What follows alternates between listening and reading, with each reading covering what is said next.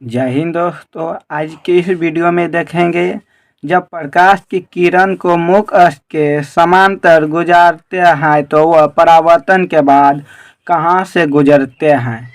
यह मेरा क्वेश्चन है और इसको हम देखेंगे अपने आसान ट्रिक के माध्यम से। तो देखिए, अपने कॉपी में पहले एक अपतन दर्पण बना लेते हैं। एक अपतन दर्पण बना लिए। अपतन दर्पण में बाहरी सतह पेंट किया जाता है दोस्तों। तो हम पेंट कर रहे हैं अभी। तो पेंट हो गया। और कहता है जब प्रकाश की किरण को मुख्य अक्ष के समांतर, तो पहले हम मुख्य अक्ष खींच लिए। यहाँ पी ध्रुव होता है। पी को ध्रुव बोला जाता है, ध्रुव पी। और यह जो है मुख्य अक्ष कहलाता है, मुख्य अक्ष। यह मुख्य अक्ष मेरा कहलाता है। और यह फोकस होता है। फोकस इतना पी और एफ के बीच जितना दूरी होता है उतना ही दूरी पे सी होता है। एफ का नाम है फोकस दूरी, फोकस। और सी है वक्रता केंद्र। सी है वक्रता केंद्र। तो दोस्तों याद रखना है, एफ का नाम है फोकस और सी का नाम है वक्रता केंद्र। तो दोस्तों हम क्वेश्चन कह रहा है मुख्य अक्ष के समांतर गुजारना है। समांतर कैसे गुजारेंगे? तो देखिए, हम समांतर गुजार दिए। मुख्य अक्ष के समांतर हम किरण को गुजार दिए। यह हुआ मेरा मुख्य अक्ष। यह किरण हमने गुजारे। तो कहता है परावर्तन के बाद कहाँ से गुजरेगा। तो दोस्तों जब कोई किरण आता है तो आपतित किरण कहलाता है। जब कोई किरण लौट के जाता है तो वह परावर्तन किरण कहलाता है। तो देखिए, जब ये लौटता है तो इसका नियम है, फिजिक्स का नियम है, ये एफ से होकर जाता है। तो दोस्तों यह एफ से होकर जाएगा। एफ से जब किसी किरण को हम मुख्य अक्ष के समांतर गुजारेंगे तो मेरा किरण परावर्तन के बाद एफ से होकर जाएगा। यह मेरा पहला नियम था। कहता है क्वेश्चन आ जाएगा जब प्रकाश की किरण को मुख्य अक्ष के समांतर गुजारते हैं तो वह परावर्तन के बाद कहाँ से होकर जाएगा। तो बोलना है एफ से होकर जाएगा। कहाँ से? एफ से होकर के जाएगा। अगला देखेंगे क्या, इसी का जस्ट उल्टा अगला क्वेश्चन आएगा। जब प्रकाश की किरण को फोकस से होकर गुजारा जाता है तो परावर्तन के बाद वह किरण कहाँ से होकर जाएगा। आगे क्वेश्चन देखेंगे। अब जब प्रकाश को लिख लेते हैं पहले क्वेश्चन।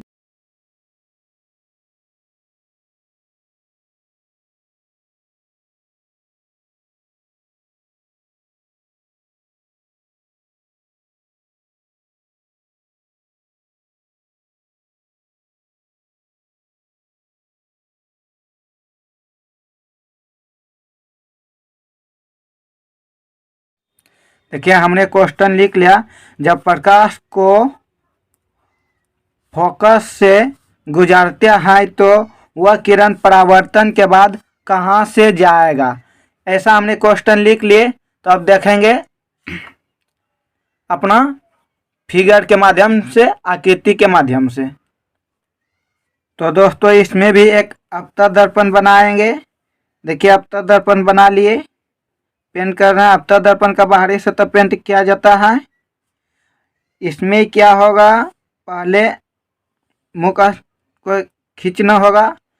पी का नाम ध्रुव है, पी का नाम ध्रुव और इसका नाम मुख्य अक्ष है। ये हमको लगता है दोस्तों याद हो गया होगा।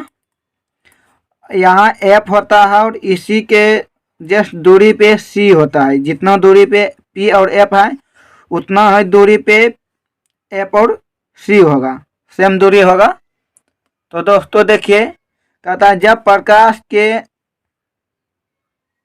जब प्रकाश को फोकस से गुजारते हैं। कहाँ से इस बार गुजारने बोल रहा है? फोकस से।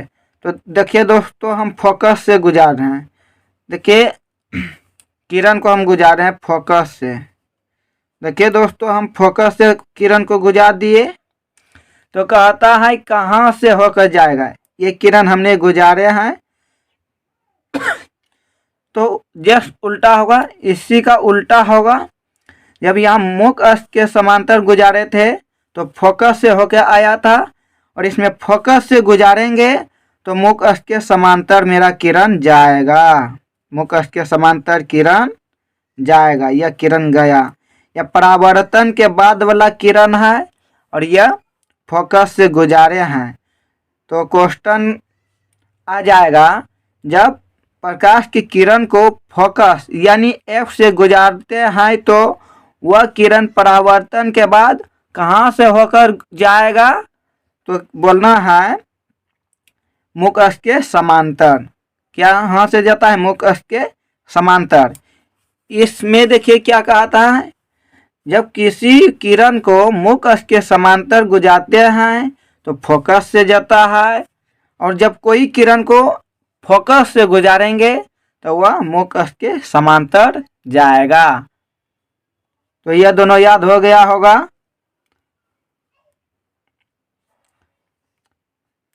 कमेंट में बताइए यस या नो। तो दोस्तों, तीसरा नियम देखेंगे। यह मेरा तीसरा नियम है।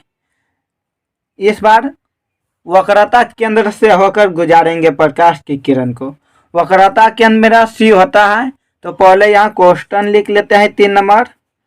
जब प्रकाश की किरण को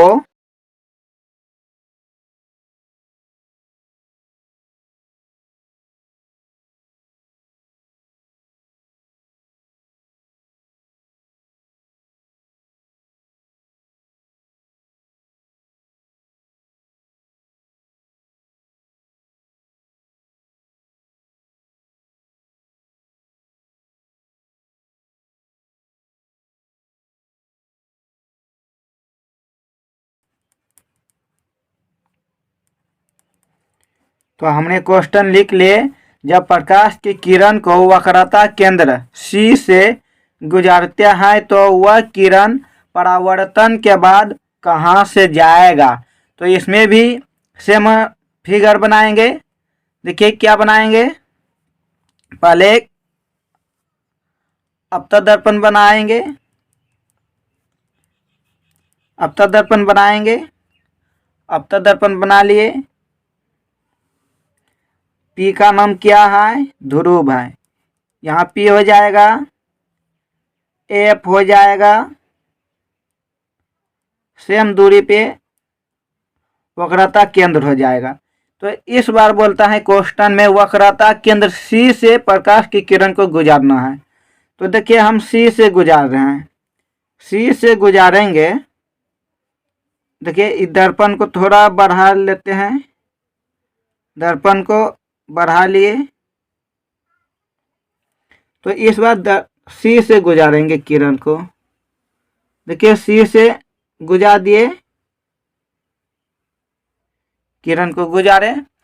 तो कहता है ये किरण हमने गुजारे हैं, यह किरण गुजारे हैं। तो कहता है परावर्तन के बाद कहाँ से जाएगा। तो मेरे भाई लोग, जब कोई भी किरण सी से गुजारेंगे तो इसका नियम है सी से ही होकर के जाएगा। अगर कोई किरण सी से गुजारेंगे तो मेरे भाई सी से ही होकर के जाएगा। ये मेरा तीसरा नियम था। देखिए 4 नंबर नियम क्या है, जब प्रकाश की किरण को, देखिए को 2 बार लिखा गया है।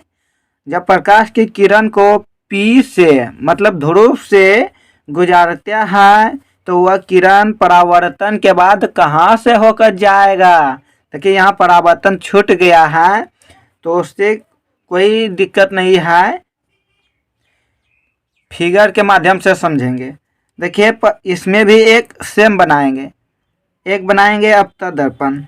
अपतन दर्पण बनाएंगे और इसको पेंट करेंगे बाहरी सतह।